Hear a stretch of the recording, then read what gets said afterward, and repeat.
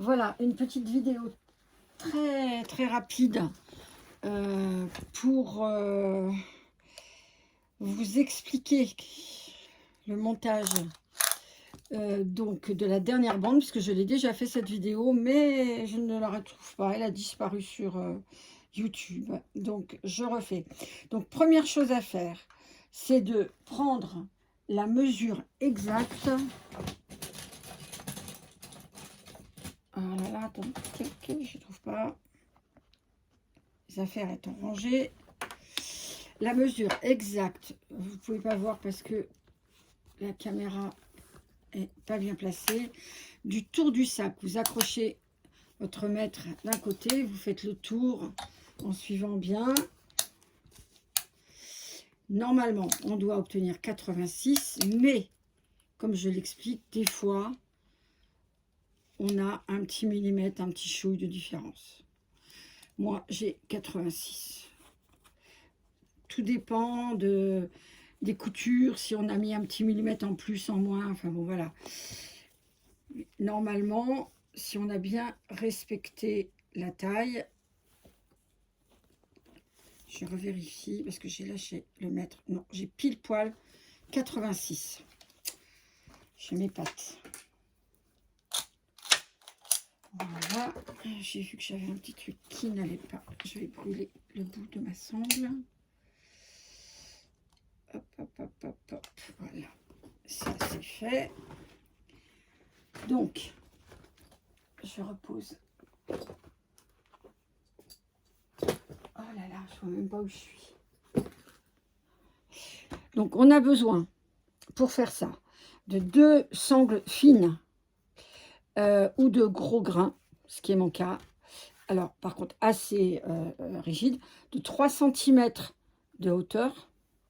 J'espère que vous voyez bien parce que c'est pas évident la lumière ici. Je vais essayer de mettre ça ici, peut-être que vous verrez mieux. Je ne suis pas certaine. 3 cm. On a donc un zip séparable. Donc, moi, j'ai pris au mètre de 50 cm plus 2 curseurs qui ne sont pas fixés dessus. Et donc, du tissu extérieur, moi, j'ai choisi, c'est un lin enduit. Donc, j'ai pris un morceau de 7, comme je l'explique. Voilà. Je le plie en 2. Ça ne s'effiloche pas parce que c'est du lin enduit. Sinon, j'aurais pris 9 et j'aurais marqué le milieu et j'aurais rabattu pour avoir une bande qui fasse 3 cm. C'est-à-dire que la bande doit être exactement de la même taille que le gros grain et que le zip. Voilà. Tout ça, ça doit faire la même taille. On va faire un bandeau qui prend tout ça. Donc, j'ai aussi fait tomber sur moi. Ah oui, voilà. 2 morceaux de 34 cm de biais pour faire le tunnel qui permettra de passer les petites tiges rigides qui vont avec. Je crois que je n'avais pas allumé ma machine. Voilà, donc on va déjà marquer le. J'ai des centimètres par, mais celui-là n'est pas pratique. Il est joli la petite grenouille, mais il n'est pas pratique. Donc, marquer le centre du zip. Donc là, on le plie en 2. On a légèrement passé un petit coup de briquet sur les embouts. Voilà, on va marquer un tout petit peu, juste une petite encoche. Ça permet de le retrouver après. À partir de l'encoche, il faut que l'on ait donc 34 cm. 34 cm, c'est ce qui va correspondre au devant du sac et à une partie du retour qui va former le rectangle. Donc, on mesure 17 cm à partir de notre encoche de chaque côté du zip. Et là, on fait un petit trait par contre. Une encoche, c'est pas très heureux. Il faut que je trouve un. mon Dieu.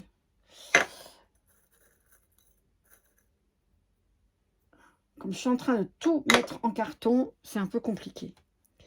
Donc 17, voilà. Ça se trouve ici. Je fais un trait de chaque côté.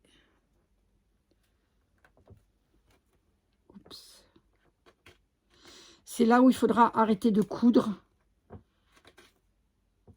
Voilà. Je mesure 17, pareil, de l'autre côté.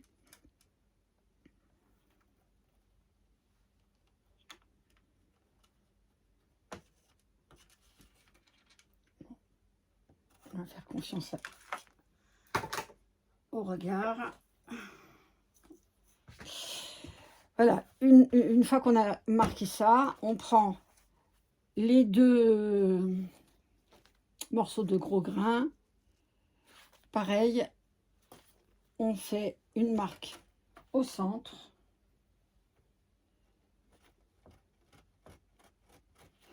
Là, on n'a pas spécialement de sens. Enfin, il y en a peut-être un, mais moi, j'ai pas trouvé. Voilà. Donc, on a marqué le centre. Et là, on va commencer par créer le petit tunnel que l'on va piquer à 4 mm du bord, en haut. Je vais piquer comme ceci. La fermeture éclair sera en dessous. Ouais, c'est ça. Parce qu'il était trop grand, mon gros grain, je l'ai coupé. Et du coup, j'ai dû... Je bidouille avec ce que j'ai là. J'ai des petits... je l'ai brûlé pour pas qu'il s'effiloche. Et ça me fait des petites marques. Voilà.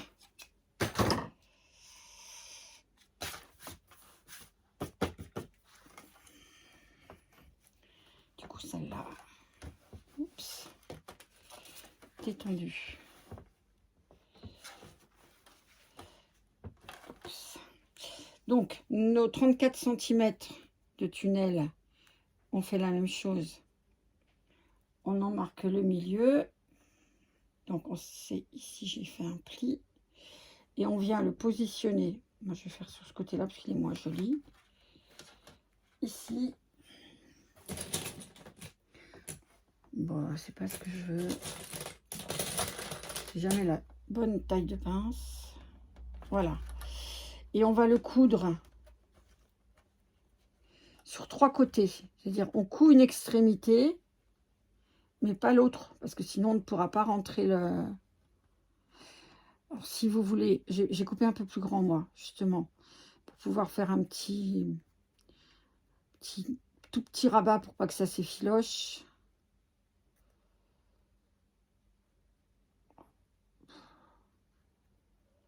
Hop, ça.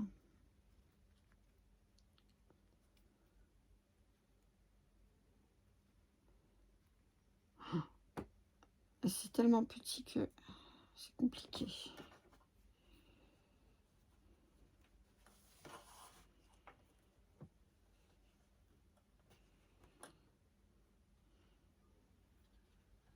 Voilà. On pousse tout ça. Bon, je crois en bicolore, tant pis.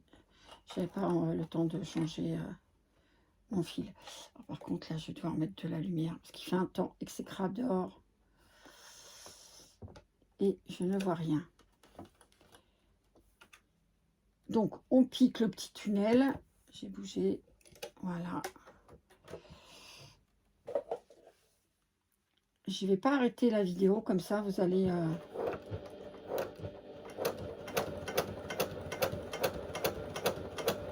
voir en même temps.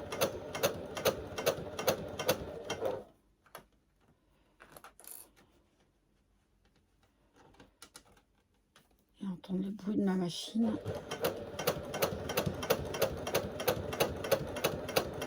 Faut bien piquer au bord. La tige n'est pas importante, n'est pas grosse, mais bon, pas qu'elle raccroche. Vous pouvez couper votre biais, oui, c'est un biais, pour une fois que je ne me trompe pas, un tout petit peu plus long, c'est pas très très grave, puisqu'à la fin, on va rabattre, voilà, je fais aussi un petit...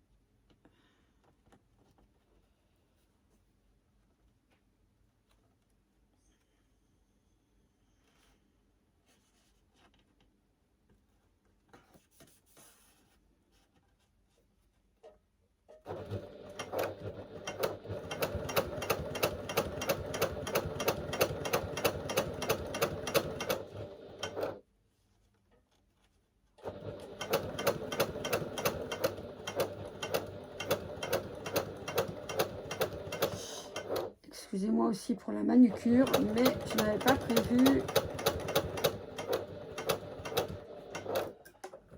de faire cette vidéo. Donc là, on ferme le fond. On peut faire une marche arrière pour que ce soit bien solide.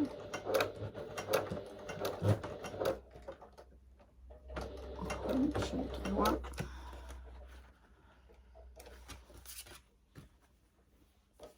Et on revient.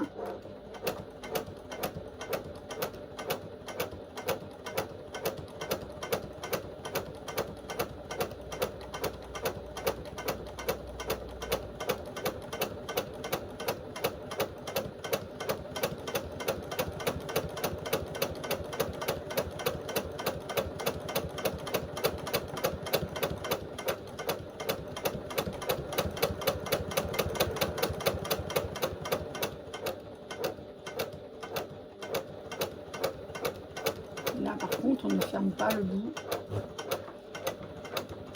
Et je fais un côté. Je n'ai pas fait d'arrêt pour partir.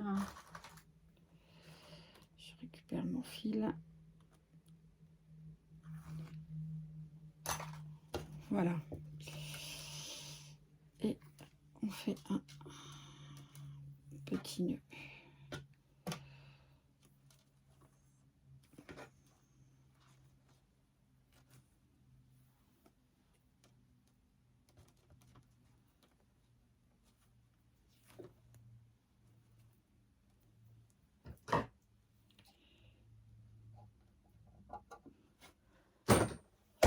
Ah mon Dieu. Donc, on a fait ceci. On va faire un morceau, puis on fera l'autre bande après. Parce que sinon, c'est le même travail sur l'autre bande. J'enlève mes petits bouts de machin au fur et à mesure. Donc là, on va prendre le zip. Et on va placer, en fait, cette partie-là, où on a ça, j'ai mis exprès une couleur que l'on puisse bien voir. Elle va être vers le sac. Donc, elle va être derrière le zip. Donc, pour que tout tienne bien en place. Ok. Voilà.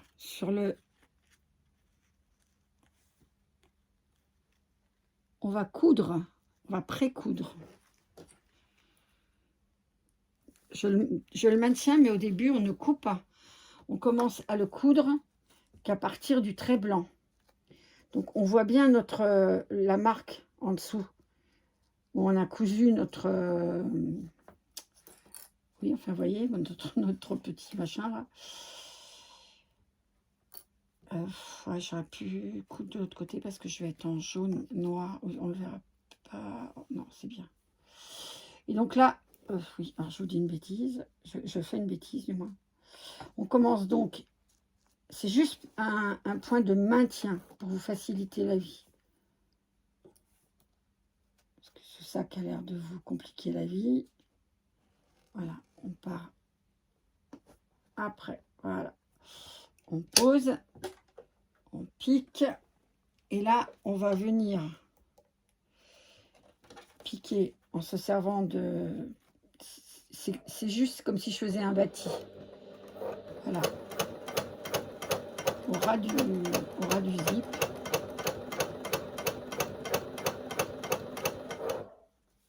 en faisant attention donc, en se servant moi il est noir, mais je le vois mon point en dessous.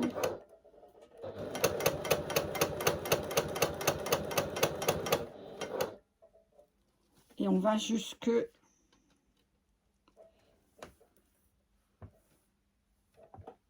Oui, non, c'est moi qui ai fait une bêtise là. Donc on reprend le gros grain sur lequel on a fixé le ruban. On en marque le centre. Voilà, on fait un trait à la craie. Et on va prendre le zip et oups, on va le marquer des deux côtés. Et donc, on va poser ça dans ce sens-là. J'ai des petits fils jaunes.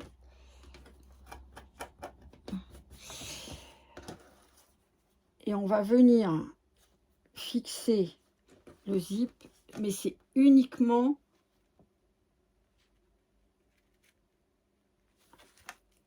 un point de maintien pour dire que vous ne serez pas embêté quand vous allez coudre l'autre tissu dessus. C'est vraiment par sécurité. Donc, on centre le zip avec la partie du truc. Voilà. Et on ne commence à coudre que là où on a mis la trace des 17 cm. Si on démarre quelques millimètres après, c'est pas bien grave. C'est juste un point de maintien. Et attention en le piquant de ne pas aller piquer dans le ruban en dessous, dans le biais, le tunnel que l'on a fait. Là on est vraiment juste, on le voit bien puisqu'on voit les points. Donc on pique juste au niveau des points. Ça va permettre de le maintenir en place. Et quand vous allez poser l'autre côté,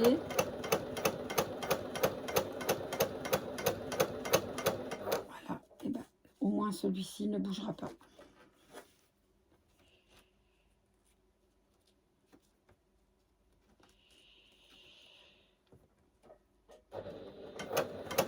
C'est horrible ce manque de lumière.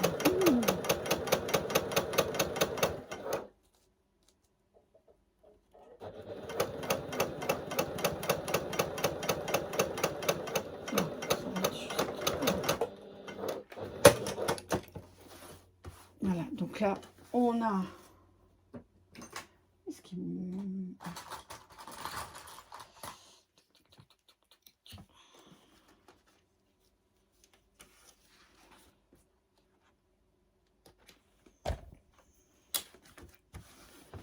On a donc fixé la sangle.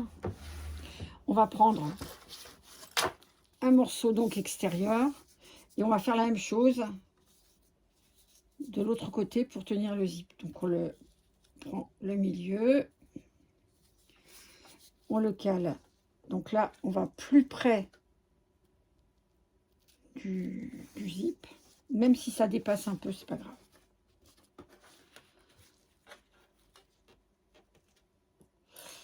Mon aiguille, je vais le maintenir. Voilà.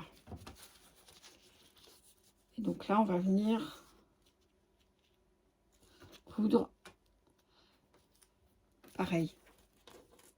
On sort. Oui, d'ailleurs, ce que je vais faire tout de suite, je vais séparer le zip.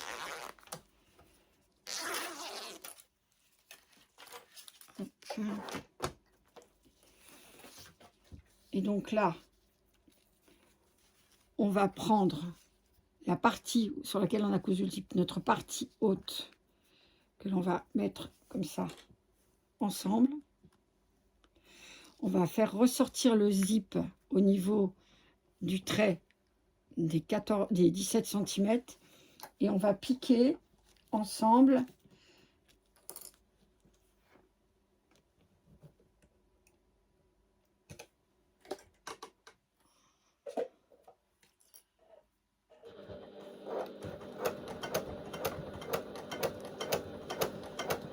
faisant attention donc de ne pas piquer.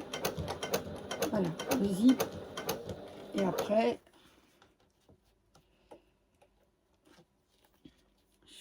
je suis un petit peu basse.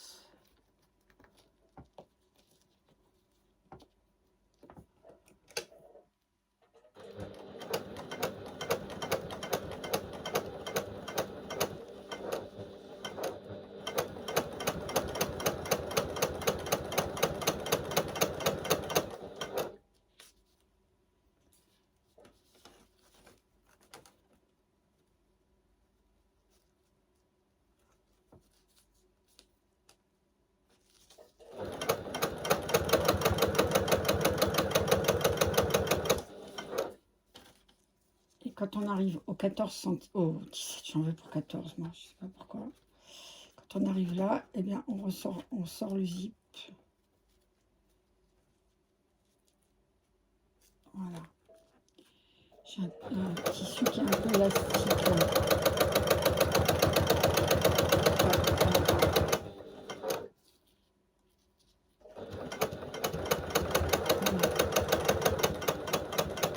Et là, on va jusqu'au bout.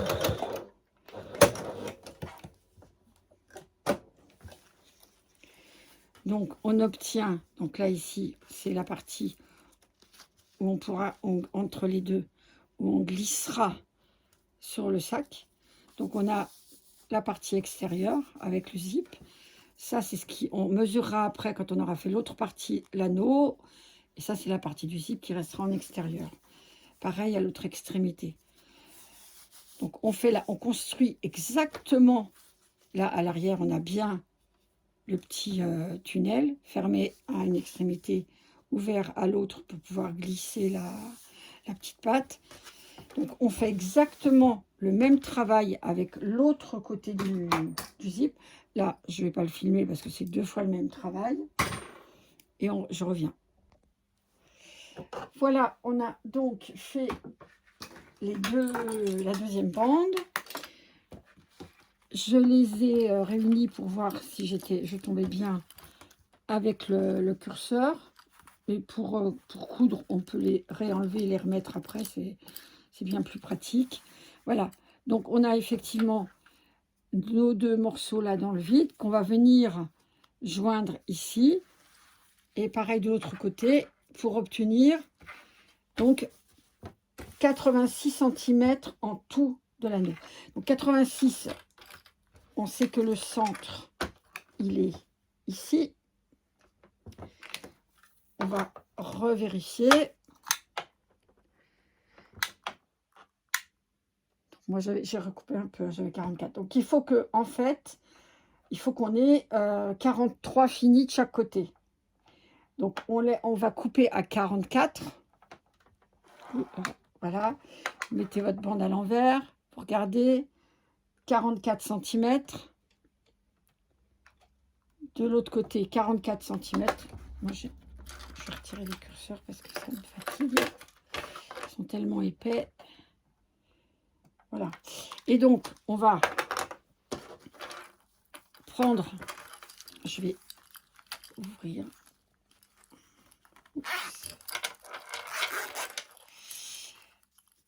Et on va prendre les 2 sangles. Je ne sais pas si vous voyez bien. Je suis sur l'envers du travail, là où j'ai mis les petits machins là. On va les coudre comme ça. Je n'ai pas fait de point d'arrêt à la fin sur 1 cm. Comme ça, pour coudre, c'est plus simple. On va fixer les 2 sangles. Donc, là où il y a le ruban, contre là où il y a, enfin le tunnel. Donc, endroit contre endroit. On va faire une piqûre sur un petit centimètre. Alors, attendez, parce que j'aime bien avoir de la marge. Voilà. En plus qu'après, on recoud, donc c'est pas bien grave. Voilà. Donc, on les pose bien à plat. Vous pouvez retirer vos curseurs si ça vous ennuie. Et là, vous faites 1 cm à peu près. Un point pas trop gros.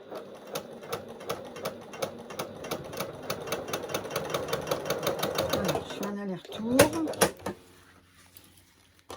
Je coupe le fil.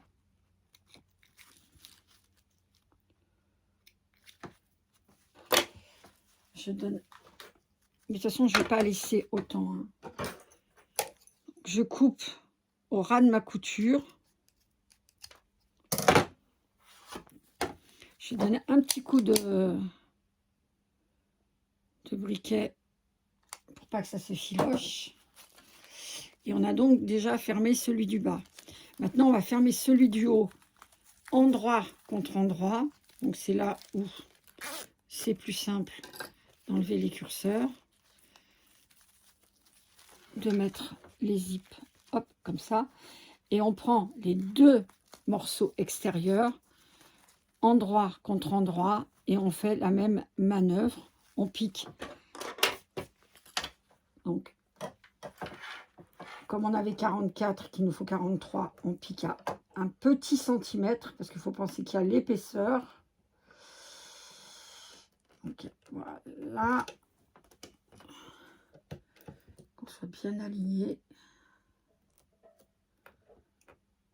Ok. Je fais un point à 2,5 pour que ça tienne. Voilà. Donc, je coupe l'excédent jusqu'à 2 mm.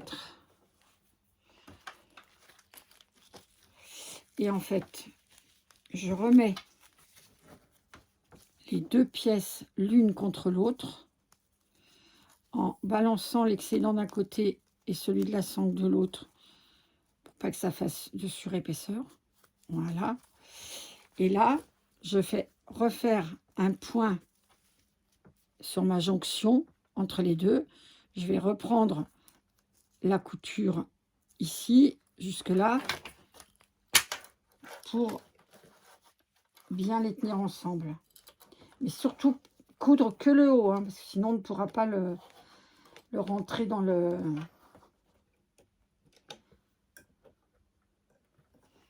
Voilà, on est là. On est là. Je reprends 10.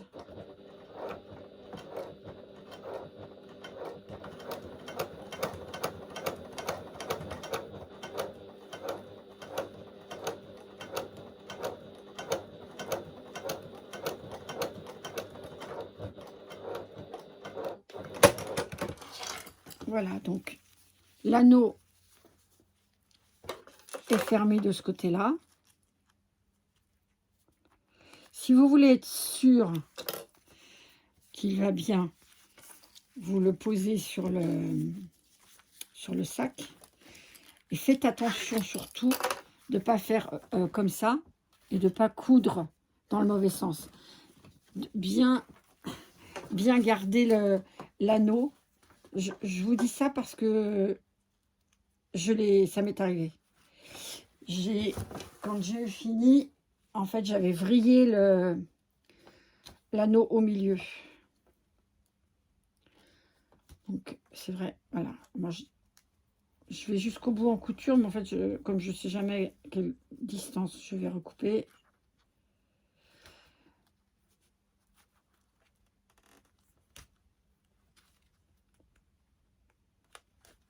Voilà. Hop. Le fil. Et donc là, si on veut être sûr que c'est bien un petit centimètre qu'il faut enlever, donc toujours attention au sens, je les recouvre d'1 centimètre. Je mets une petite pince de chaque côté.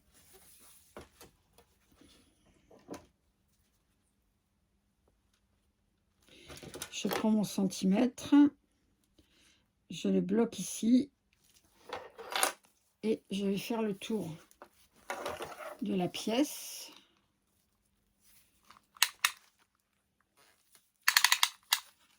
Comme ceci.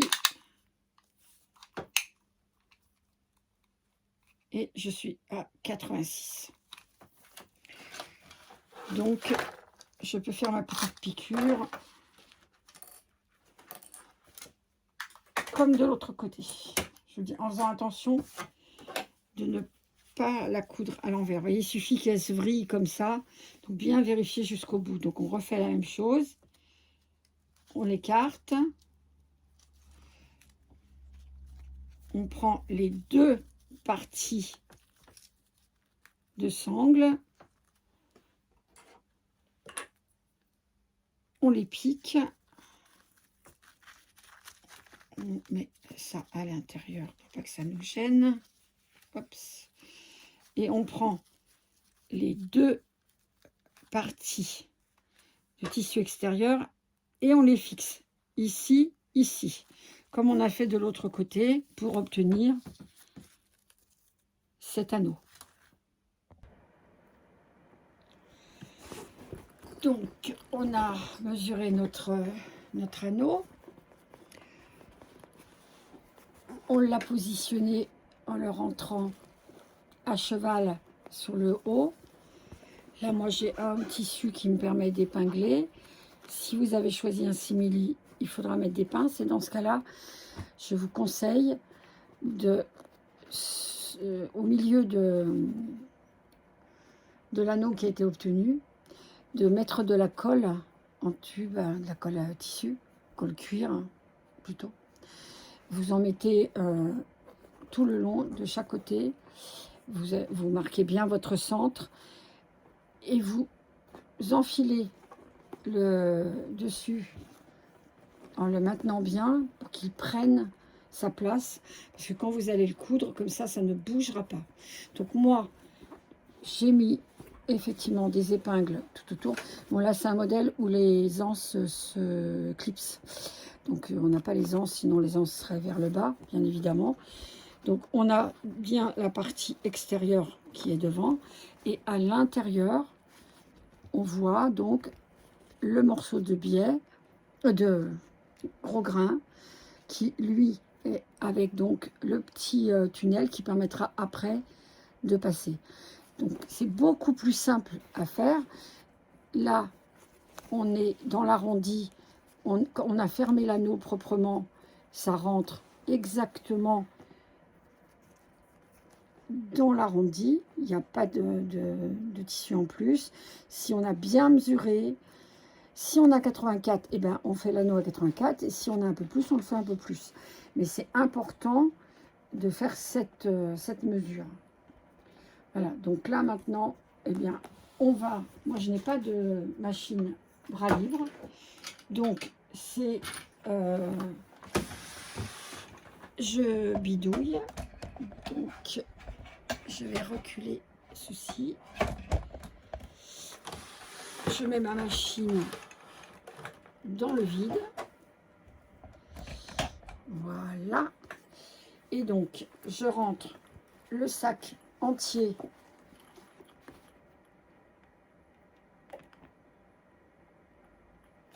comme ça, ici. Je le glisse. Je l'ai en pied. Je l'amène. Oups, non, je suis allée trop loin. J'ai glissé d'un coup. Je parte là.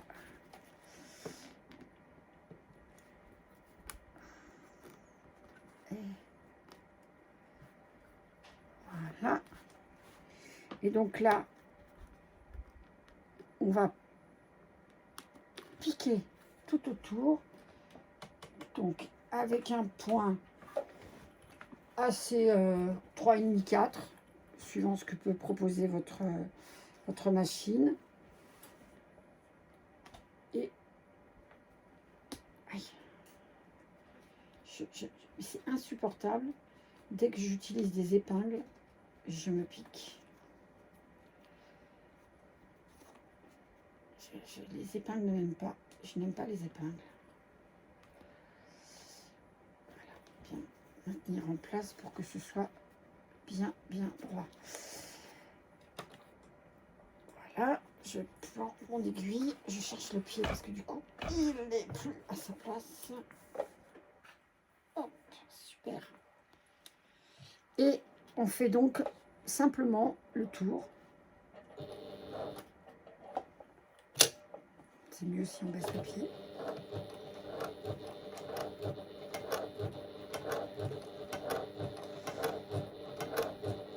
Donc, si vous avez... bon, là, moi, c'est du tissu, donc je n'ai pas mis de colle. Mais sincèrement, je l'ai fait sur du cuir, sur du simili. Et à chaque fois, j'ai mis de la colle. J'ai attendu une petite demi-heure. Mais je la mets bien au fond, bien en haut, pour que ça le maintienne en place. Je vois pas où je suis.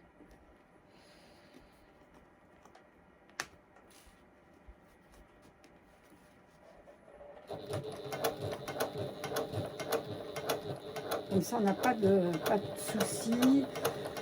En plus, c'est pas compliqué. On n'a pas de surépaisseur. Il n'y a aucune raison. C'est une simple couture qui est même moins épaisse quand vous cousez un sac normal. Parce qu'on n'a pas de retournement. Il n'y a absolument aucun problème. En fait, si vous suivez, alors peut-être que dans l'explication, ce n'est pas assez détaillé. Je vais refaire pour que ce soit plus détaillé. Mais sincèrement, ce sac n'a pas de difficulté particulière. Il faut simplement bien suivre les explications, être attentif aux mesures.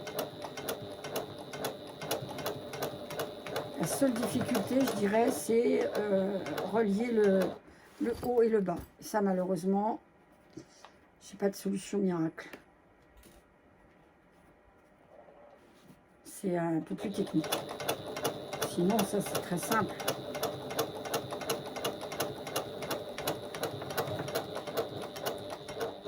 Et en plus, même en simili, vous ne pouvez pas avoir 50 000 épaisseurs de simili. Alors après, si vous l'avez plié en deux, au pire, c'est pas très grave. Parce que quand on est en haut d'un sac, on se retrouve en général avec le retournement, donc 2-3 couches de simili, la double. Aïe, je me suis... Donc là, on n'a même pas ça.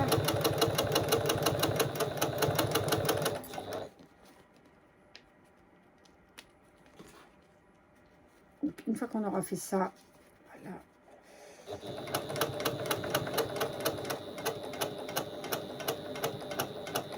On va pouvoir mettre les tiges en métal.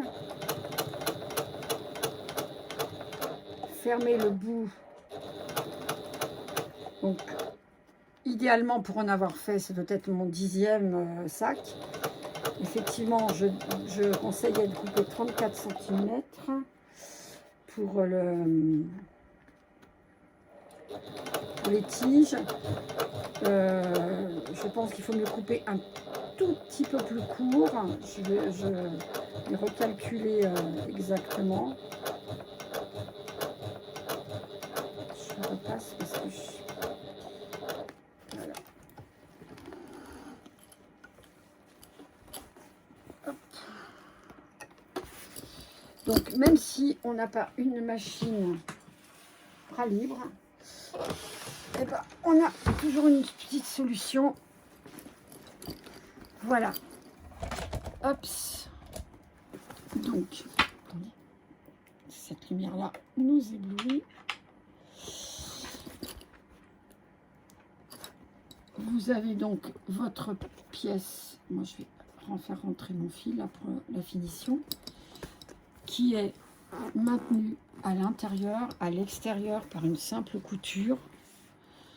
Et sans problème, l'anneau fait exactement le tour du sac. Donc c'est ce qui fait votre finition. Voilà, c'est la simplicité. Donc après, on va prendre les tiges en ferraille que je ne sais pas où elles sont. Donc on prend nos tiges en métal. Donc moi, j'ai effectivement, je proposais 34, mais je pense que 32, ça suffit. Ça permet d'avoir un petit peu de jeu, parce que quand on la plie, effectivement, si elle peut-être qu'à force d'être trop proche du bout, ça peut peut-être se percer ou autre. Donc on la rentre dans le petit tunnel. Normalement, je viens de le faire, ça fonctionnait.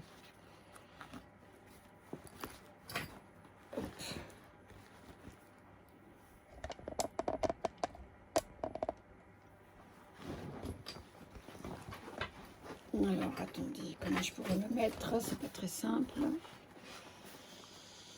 Voilà. Donc, on va bien droit. Elle raccroche peut-être par endroit. Mais on ne force pas, parce que sinon on va la tordre. Mais normalement, on doit pouvoir aller jusqu'au bout. Pour s'aider à la pousser jusqu'au bout, une petite pince. On prend le bout et on avance jusqu'à rentrer complètement la tige. Donc là, on est encore à presque 1 cm. Donc là, on peut vraiment la rentrer.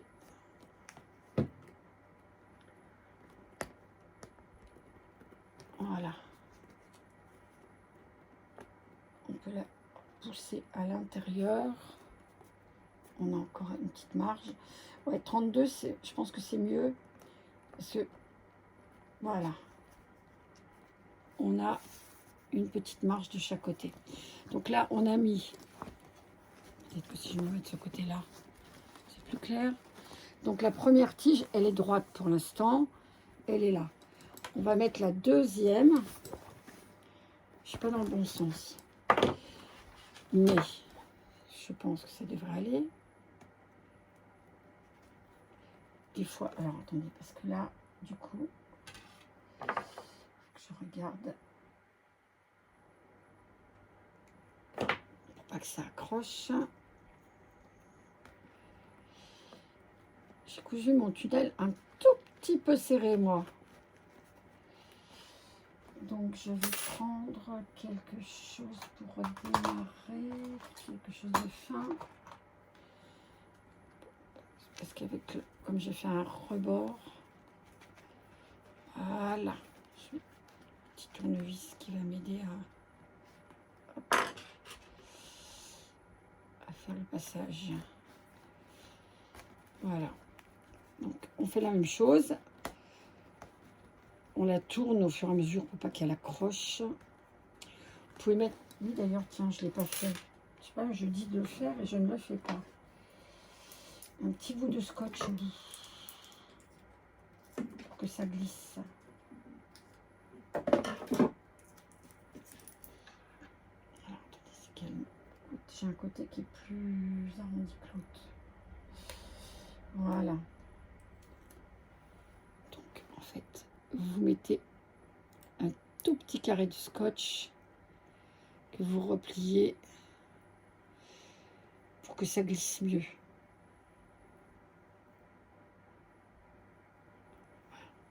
Ça, pas trop parce que après on rentre plus. Hein. Je suis vraiment pas douée là sur celui-là. L'autre il est rentré tout seul.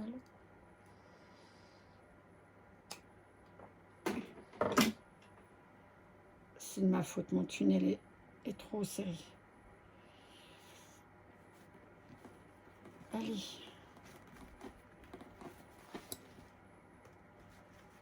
Bon, il a décidé de m'embêter celui-là. Et comme il y a le revers, comme je l'ai retiré, ben, je ne rentre plus.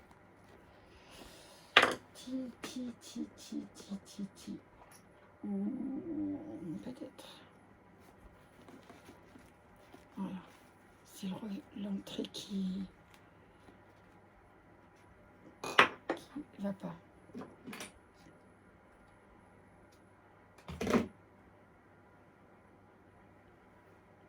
Bizarre.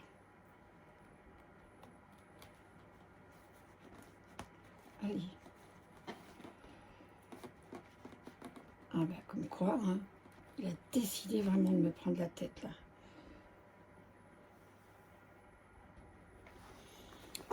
Oh là là, mais ça me résiste. Bon, j'ai remis un petit bout de scotch. Vous voyez, ça rentre tout seul. Bon, je dis plus rien parce que quand je dis ça rentre tout seul, c'est là où il rentre plus. Non, mais moi, je suis pas en plus à ma main, là. Comme je suis à l'inverse. Ah bah si, vous voyez, là.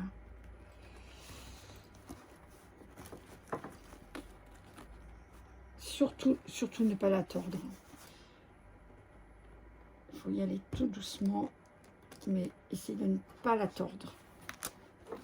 Donc là, on coince ici. Là.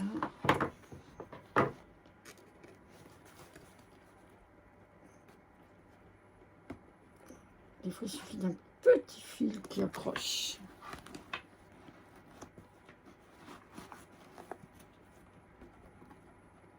Et là, on n'a pas envie de savoir pourquoi le petit fil, il accroche.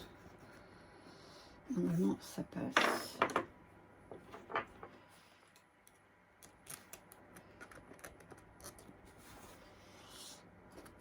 Oh, je suis pas à ma main. En fait, j'ai piqué le truc à l'envers. Ce qui fait que, eh ben, d'habitude, je fais comme ça. Et là, je suis obligée de faire comme ça. J'ai absolument aucune force. Donc, je bug. Dans quoi il est rentré? Alors, en fait, j'ai... Ah, où il est? Alors, moi, je vais pas m'embêter. Il est où? Il est ici. Je referai un petit point à la main. Je vais aller voir où il bug.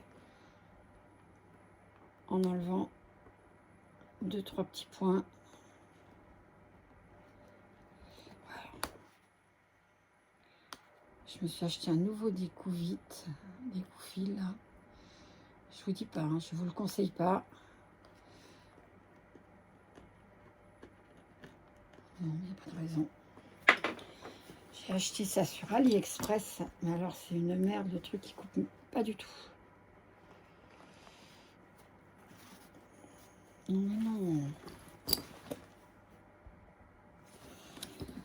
Voilà, donc on remet, une fois qu'on a rentré les tiges,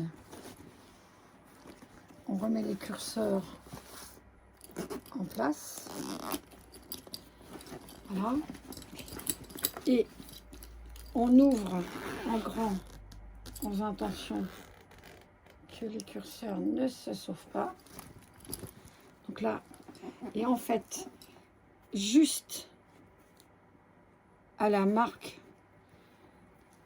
là c'est enfin où il y a le passepoil, voilà, ici, avec la main, on prend et on, à l'intérieur, on tient et on plie au carré. Pareil, la tige, elle va jusque là. Ici, on prend comme ça et on plie au carré. Même chose sur le devant du sac. Hop. Donc moi, je prends des tiges. Je prends pas des cintres parce que c'est très dur en fait. J'achète des tiges en laiton dans un truc de bricolage. Et c'est très bien. Donc là, on a plié nos trucs. On a, bon, je fais grâce de tous les petits fils qu'il faudra que je recoupe après. Le sac se referme bien. Voilà. Je vais chercher mon autre zip. Et voilà. Et là après, vous mettez un petit embout de zip de chaque côté. L'importance de ne pas avoir entoilé le côté fait que ça fait comme les sacs docteurs, ça donne de l'aisance pour que le sac se rabatte. Donc voilà. Donc, qu'il est fini.